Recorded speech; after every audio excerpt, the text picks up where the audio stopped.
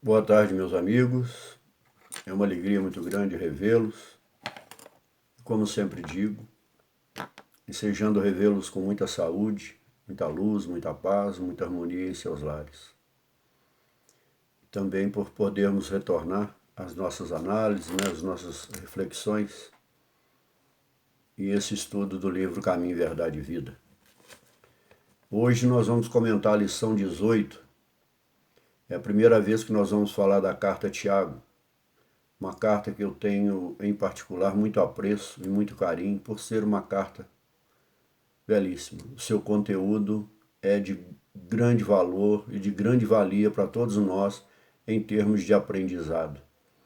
E hoje, especificamente, nós vamos falar da carta de Tiago, no capítulo 4, versículo 8, que na lição 18, Emmanuel dá o título de purificação íntima. Nós temos que prestar atenção, eu sempre falei e continuarei falando, que em Emmanuel nós temos que prestar atenção até nos títulos de suas lições, né? Então, no versículo diz o seguinte: Emmanuel vai usar a segunda parte, a segunda frase do capítulo 4, versículo 8. Então lá diz assim: alimpais as mãos, pecadores, e vós de duplo ânimo, purificai os corações.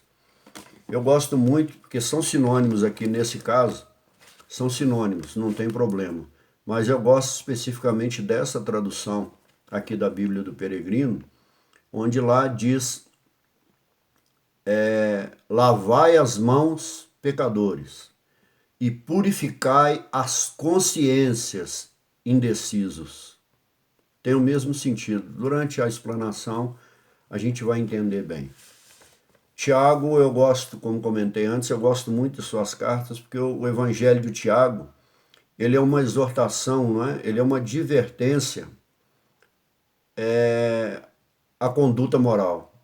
Tudo em Tiago aqui é baseado na conduta, na forma que nós transitamos aqui nesse mundo e qual é a nossa conduta, principalmente no que ele vai falar sempre, como está sendo, se a nossa conduta externa corresponde realmente aos nossos pensamentos e aos nossos desejos internos, e vice-versa. Se aquilo que nós pensamos, aquilo que nós tentamos passar para o outro, corresponde às nossas ações externas. Mas ele busca sempre uma advertência seríssima. Tiago é muito duro, muito firme naquilo que ele fala, não é? E Tiago tem uma característica, nós não vamos discutir aqui quem seria Tiago, né? Porque há uma possibilidade aí, uns apontam 4, outros 3, né? O Tiago maior, Tiago menor, filho de Alfeu, ou Tiago, possível Tiago, irmão de Jesus, não é? Nós temos, por exemplo, no Evangelho Apócrifo de Tomé, no item 12, é interessante que tem uma passagem lá, onde os discípulos, né, segundo a narrativa de Tomé, perguntaram para Jesus, né, mestre, sabemos que um dia nos deixarás. Normal, eles perguntam para Jesus, a quem devemos seguir então? Aí, segundo eles lá, Jesus lhes disse, né, aonde quer que ides, ide a Tiago, o justo, por quem a terra e o céu têm sido feitos, não é? Isso não importa, o importante é a narrativa. Agora, uma coisa é certa entre os teólogos, Tiago era alguém muito próximo de Jesus, porque Tiago, há outra característica importantíssima em Tiago, né? Que ele fala do Jesus como mestre, o Jesus de Nazaré, o homem encarnado, o Cristo na carne. Tudo aquilo que ele falou, Cristo exemplificou em sua conduta, sem dúvida, sem nenhuma contradição dentro dele mesmo, entendeu? E não como ser divino, porque não precisava. Abordando o Cristo homem, nós já tínhamos como certo que todos viam nele as suas características divinas, ou seja, a sua evolução espiritual, não é? O nosso guia e o nosso modelo. Então era uma exortação nesse sentido. Pelas ações, aquele que foi totalmente diferente de todos os seres que já aportaram aqui no planeta, não é? E essa conduta para Tiago, é outra característica pessoal dele, ela só pode ser aperfeiçoada nas ações concretas nossas no dia a dia. Não basta só falar. Você tem que concretizar em atos. de amor, de caridade, de atenção, de receptividade, de entendimento. E duas coisas que Tiago fala muito. Tiago trata muito da ira e da cólera humana, mas Tiago fala muito da necessidade da sensatez e da prudência. Nós vamos falar em outras passagens do Evangelho de Tiago, né?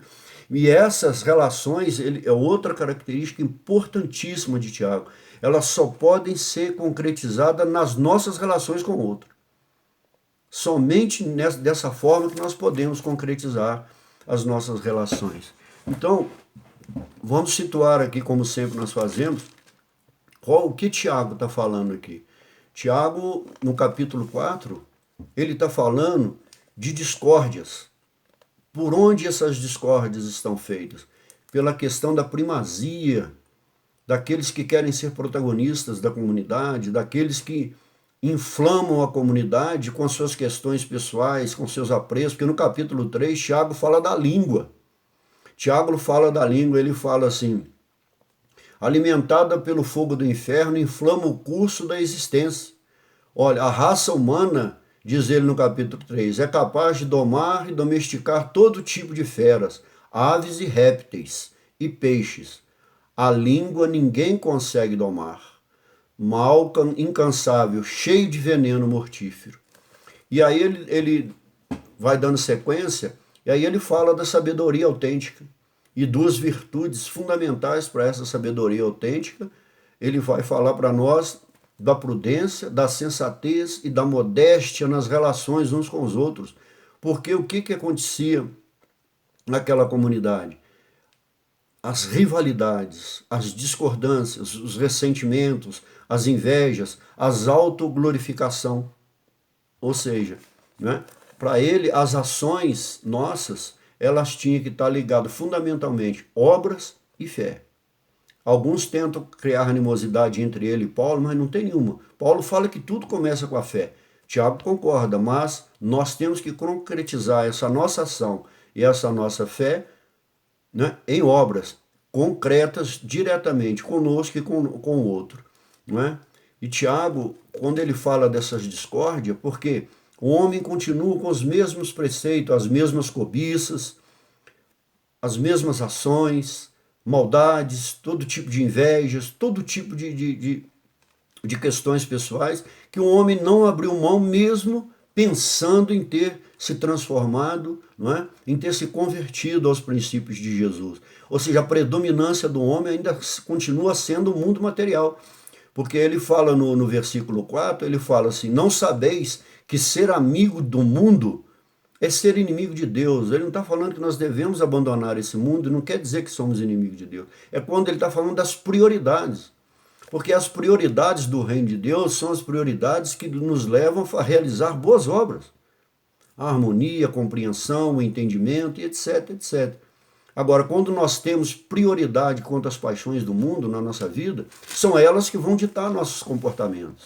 E aqui vem, no capítulo, chegando no capítulo 8, né, no versículo 8 do capítulo 4, a primeira frase, então, que Emmanuel não a suprime, ele vai usar a segunda parte. Mas olha que interessante, resiste ao diabo e ele fugirá de vós. Ou seja, nós já falamos dessa questão de diabo aqui, de diabolos, né? Aquele que lança fora justamente aquilo que nós temos. Se a nossa prioridade espiritual é o espírito, ele vai tentar lançar fora essas nossas prioridades para que nós voltemos a caminhar dentro dos princípios do mundo, da mundaneidade, das iniquidades humanas. Então, se nós resistirmos, ele desiste, ele procura outro que vai entrar em sintonia com ele para que ele possa levar essa perturbação. Mas olha o que ele diz aqui: aproximai-vos de Deus e ele aproximará de vós. Ou seja, é um princípio lógico, não precisamos nem avaliar. Se nós nos aproximarmos de Deus, ele se aproxima de nós, porque ele está em nós, dentro de nós, entre nós, conosco, com todos nós. Mas nós temos que fazer esse movimento de quê? Consciencial, mente, espírito, de ir a Deus nas propostas segundo a vontade de Deus, não é? Então ele diz na segunda frase: lavai as mãos, pecadores, e purificai as consciências, indecisos. Porque era essa indecisão de como, não é, caminhar agora nesse entendimento, na pedagogia do amor do Cristo, e ele, principalmente, ele fazia todas essas alusões ao seu povo, aos judeus, porque o Tiago era conservador, né? Tiago fez uma leitura perfeita da lei antiga, da Torá, e ele vê a plenitude, a magnitude do Cristo, ele enxerga, então, todo o Cristo, todas as palavras de Jesus, dentro da Torá. Então ele vai enfatizar, por isso que ele é muito duro, principalmente com a classe sacerdotal, com os doutores da lei, com todos aqueles que lideravam até então todo aquele movimento religioso, político, social, econômico, histórico, não é? Então, o que nós estamos falando, para nós entendermos aqui? Quando fala aqui de pecado, é muito interessante, Jesus, se nós repararmos bem, fizermos uma leitura bem atualizada, Jesus não fala propriamente do ato em si, do pecado em si, não é? Mas Jesus deixa bem claro, ele fala o que nos motiva internamente as nossas ações. Se as nossas ações elas estão precedidas de pensamentos dolosos, planejamentos, nós temos isso ainda preso e incrustado dentro de nós, em nossas ações humanas. Então não é o pecado em nós, é aquilo que é prioridade no nosso pensamento. Chico falava, se queres saber quem foi numa encarnação pretérita, é só você reparar o que predomina no seu pensamento. Ainda predominam os pensamentos instintivos, a ira, as paixões, todos os interesses humanos, é sinal que nós não mudamos ainda. Então, quando ele fala isso, porque Tiago, quando fala ser amigo do mundo, é ser amigo daquilo que é temporal. E nós temos que buscar uma estrutura moral, lembra que eu falei antes? Uma estrutura moral, mediante uma conduta, nós temos que buscar para aquilo que será eterno, definitivo. Aí nós vamos sair dessas contradições, não é? E Tiago, quando ele fala do alimpai, ou seja, purificai. A mão é apenas um símbolo, porque a mão, ela é o quê? Ela é o que a mão, de que forma que a mão trabalha? Nas ações diretas, concretas, não é?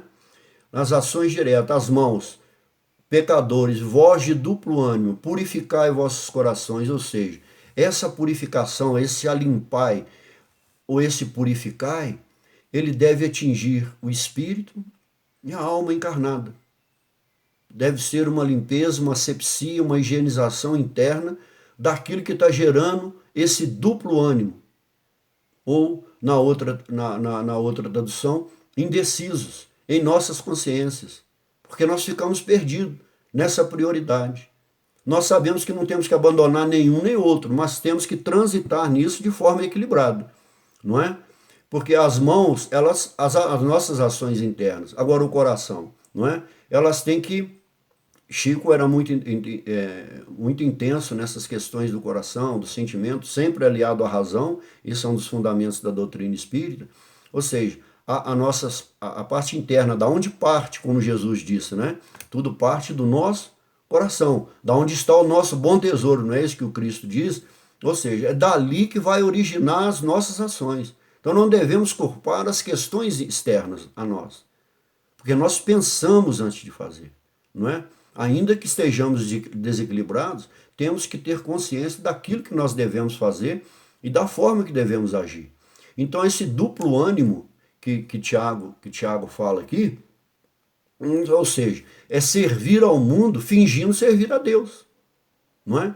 Então, o que nós ficamos assim? Uma parte do coração se volta para Deus, dos nossos sentimentos, na hora das nossas preces, no nosso dia a dia, uma parte nossa se volta para Deus, mas a outra continua voltada para o mundo, priorizando o mundo. Não, isso aqui ainda não abro mão, isso eu não sou capaz de fazer, mas ainda prioriza o mundo. Por isso é o duplo ânimo, é o coração dividido, não é? Nós vamos seguir agora com as reflexões de Tiago, e os amigos que já leram ou puderem ler a carta de Tiago, nós vamos ver que ele usa muito, quase que a mesma linguagem de Jesus, ele fala de forma imperativa. Tiago é determinante no seu modo de falar e na sua linguagem.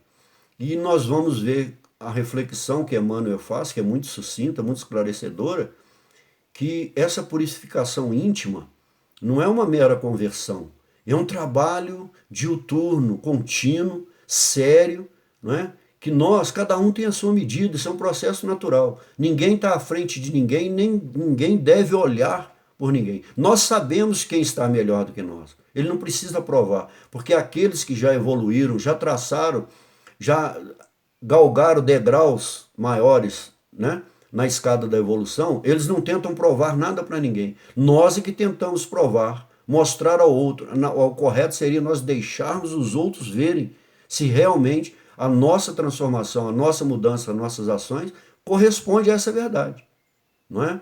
Então, olha o que Emmanuel vai nos dizer para nós. Cada homem tem a vida exterior, olha, conhecida e analisada. Quem que analisa? Os outros.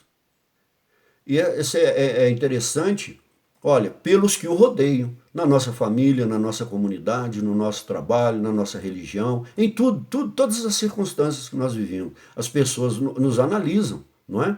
Elas nos conhecem uns aos outros. Uns mais, outros menos, não é? Mas às vezes pessoas que nós nem pensamos têm uma profundidade de entendimento que elas penetram em nós. Elas sabem das nossas dificuldades, dos nossos sofrimentos e daquilo que realmente nós estamos presos.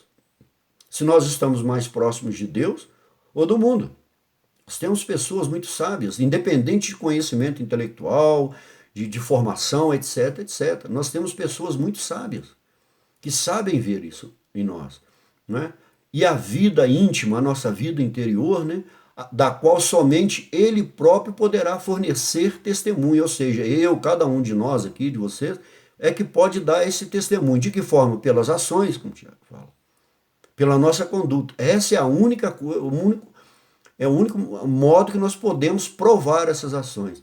Porque quando ele fala dar testemunho, ele está falando de identidade, não é? De uma identidade, porque Tiago fala do nome. O que é o nome, a simbologia do nome? O nome é a expressão externa daquilo que eu sou internamente, né? Quando uma pessoa fala José Renato ou fala qualquer um dos amigos que assiste aqui, quando ele fala, ele não está falando simplesmente nome, ele está falando, quando ele lembra o nome, ele sabe quem é de que ele está falando. Como que ele sabe quem eu sou? Por minhas ações, por minhas atitudes. Muitos amigos sabem que eu estou falando com vocês aqui, mas eu estou numa trilha ainda muito longa a caminhar. Tenho muitas coisas a corrigir e a reparar. Assim é cada um de nós. O que Tiago fala no capítulo 3, no versículo 13, olha o que Tiago vai dizer. Há entre vós alguém sensato e prudente. Olha, nós sabemos como. Pelas ações, pelo equilíbrio, pela harmonia e na forma de analisar as situações. Mas ele diz, demonstre sua boa conduta que age guiado pela modéstia e pela sensatez. Aí nós conhecemos. Agora, se alguém falar isso apenas pela forma verbal expressando, quando alguém falar José Renato, falar, não, ele não tem nenhum sinônimo de sensatez, de conduta, de equilíbrio, de prudência. E assim em outras questões da vida. Né? Então, é aquilo que nós somos que diz ao outro ou aos outros aquilo que realmente nós somos. Né? Então, o mundo interior, olha, é a fonte de todos os princípios, os bons e os maus. Então, é aqui dentro que é uma balança reguladora, ante o equilíbrio, ante as nossas emoções.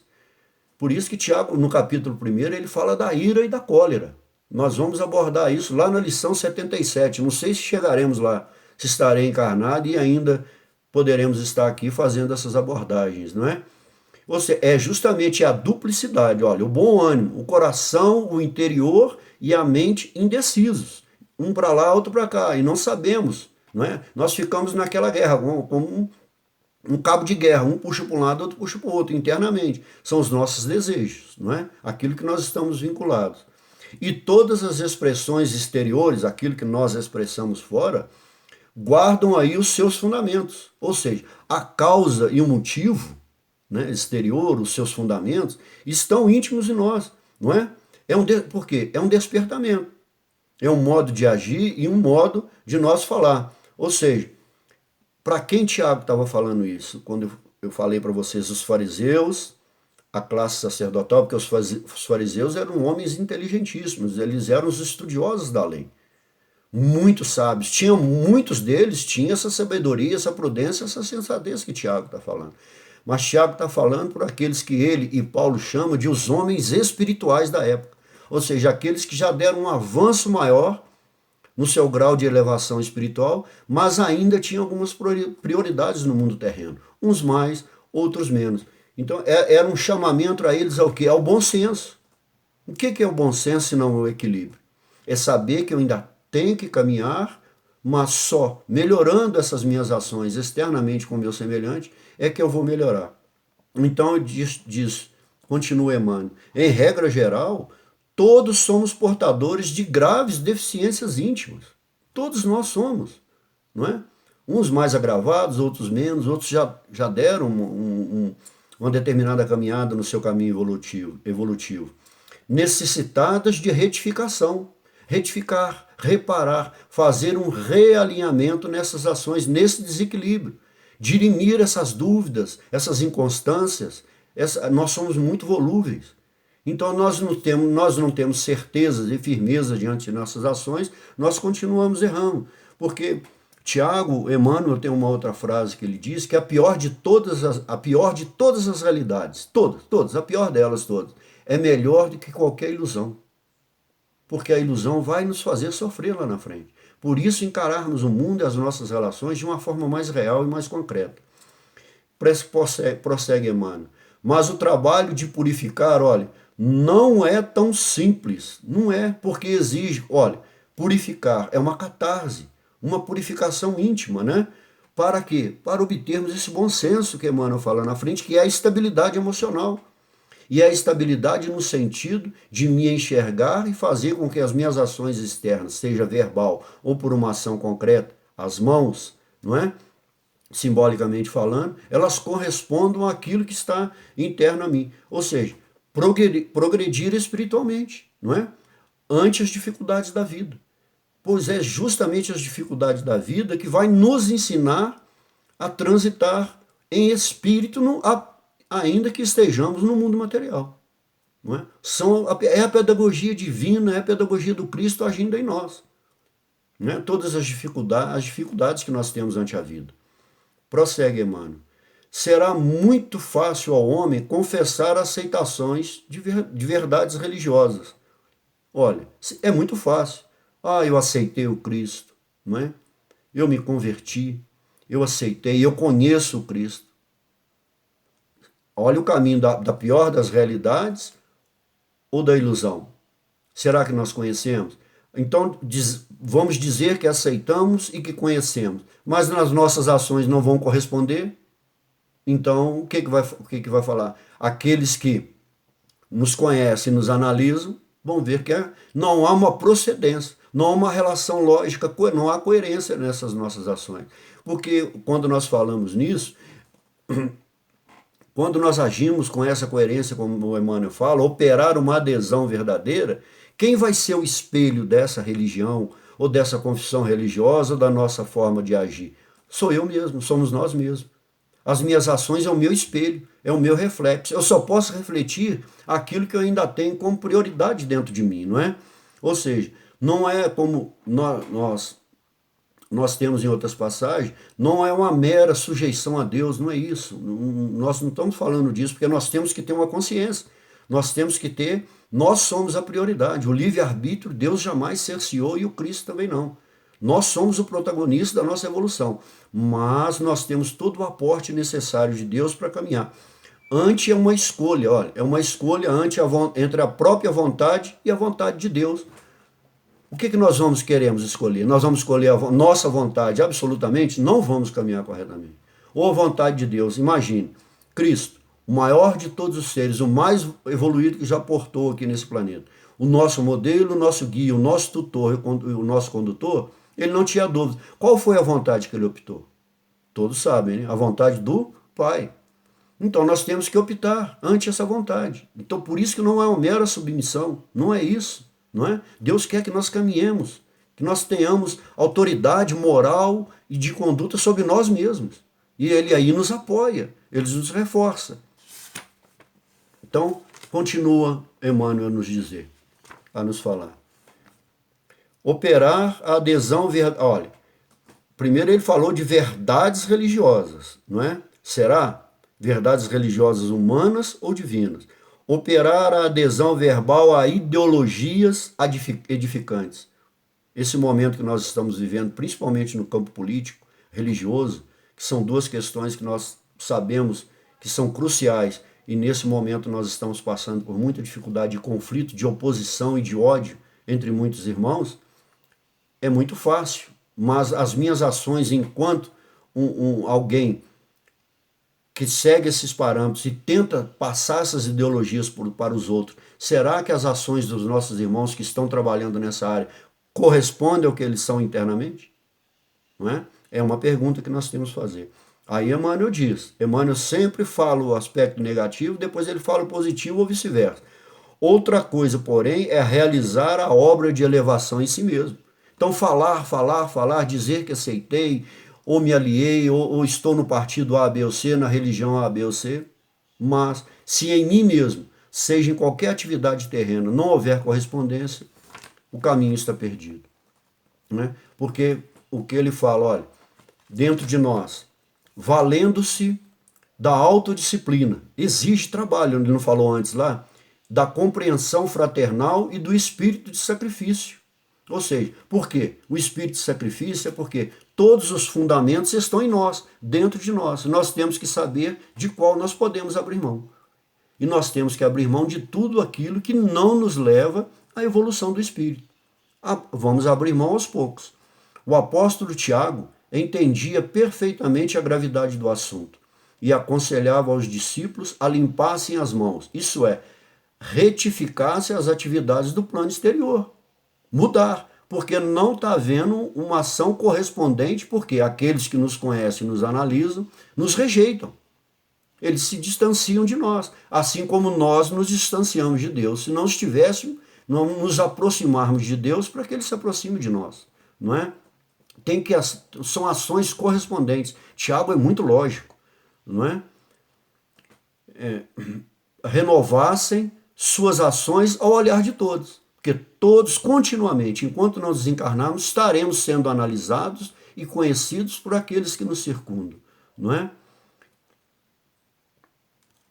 Apelando para que se efetuasse igualmente a purificação do sentimento.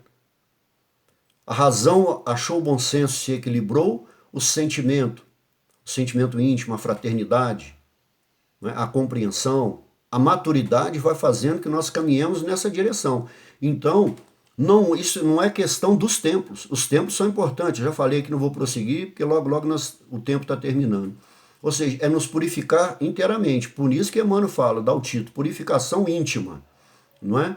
O companheiro do sentimento, no recinto sagrado da consciência. É aqui que essas ações vão se equilibrar. Apenas conhecido pelo aprendiz na soledade inefável, ou seja, porque ninguém pode observar a soledade, essa solidão interior, ninguém pode devasar, ou seja, ou observar aquilo que é privado, que é meu, que é íntimo em mim, em vocês, em cada um de nós. Então só nós temos conhecimento pleno disso, não é? De seus pensamentos, não é? O companheiro valoroso do Cristo, contudo, não se esqueceu de afirmar que isso é trabalho de duplo ânimo. Olha, porque semelhante renovação jamais se fará tão somente à custa de palavras brilhantes. A retórica, a forma que nós nos dirigimos aos outros, a dissimulação, não é? Então fica complicado, ou seja, palavras brilhantes, porque essa restauração, ela não pode ser superficial, você não convence ninguém, aqueles que estão à sua volta, né? Ela deve ser, essas ações, esses pensamentos, ligados à boa vontade, de seguirmos então a vontade de Deus, não é? Então, o que ele está dizendo? Ela tem que ser espontânea e sem coação. Tem que ser uma ação espontânea minha, uma doação de mim para o outro, em minhas ações, em minha conduta e na minha forma de agir, não é? Para que haja coerência, porque eu não posso ser cerceado. Se eu estiver fazendo isso porque uma religião A ou alguém que eu falo está me coagindo a fazer isso, perde o efeito também, não é? É uma ação livre em nós. E isso, para nós encerrarmos, eu deixo sempre alguns questionamentos que é muito importante. nós vamos falar aqui primeiramente e vamos transitar aqui entre o Evangelho de Tiago, não é? E aquilo que nós estamos falando. Tiago é bem claro. Por que que ele fala logo no capítulo 8, no versículo 13, ele fala: irmãos, não faleis mal uns dos outros. Não gera discórdia, não traga mais conflito.